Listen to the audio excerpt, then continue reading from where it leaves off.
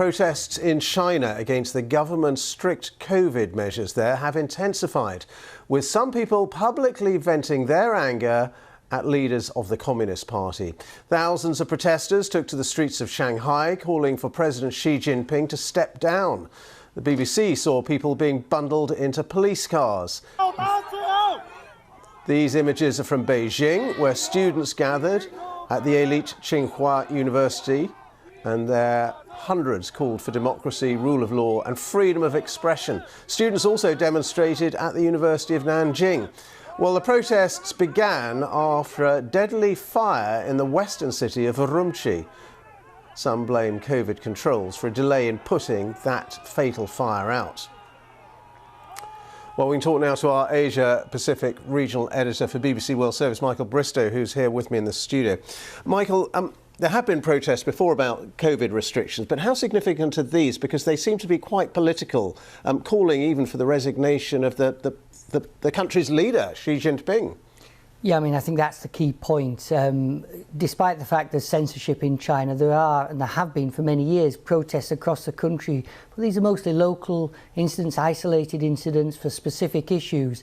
Also, over recent months, there have been an increasing number of protests about the strict COVID restrictions that have been put in place in China. But these are different because they're making a direct call for political action, political change, most notably calling for Xi Jinping to stand down. Now, I can't remember over the last several years for any demonstrations to be calling for something like that.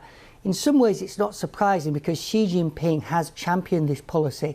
China's zero COVID policy is his policy. He's maintained it, he's promoted it, so it's not really unusual that he should now be getting the blame when people are feeling the effects of these continuous lockdowns. And how worried do you think he will be, and the country's communist ruling elite, how worried will they be by these protests? And what will they do? I mean, we've seen a lot of arrests, but I mean, are they going to crack down on them pretty hard?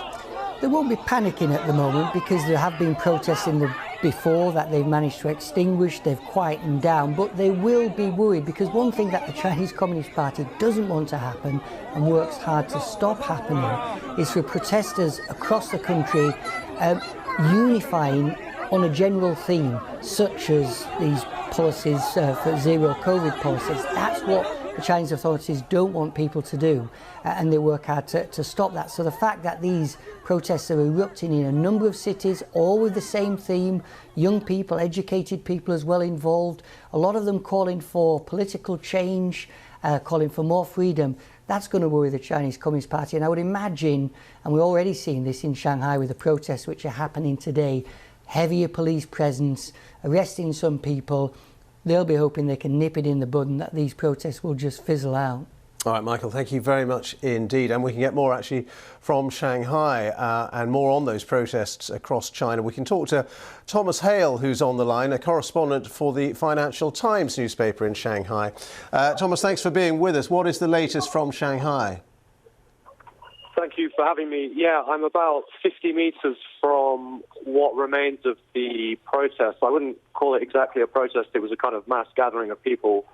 It's just been dispersed by police about 20, 30 minutes ago. And essentially they've cordoned off and blockaded the road on which it was happening. But there are still very large crowds gathered, essentially as close to the original site of the protest as they can get. And what is your view of the significance of these protests? How political are they? I would say they're extremely significant, and I would also say that the politics of China's COVID policies I'm not sure if you can hear, next to me is quite a lot of disruption going on in the street, sorry about that.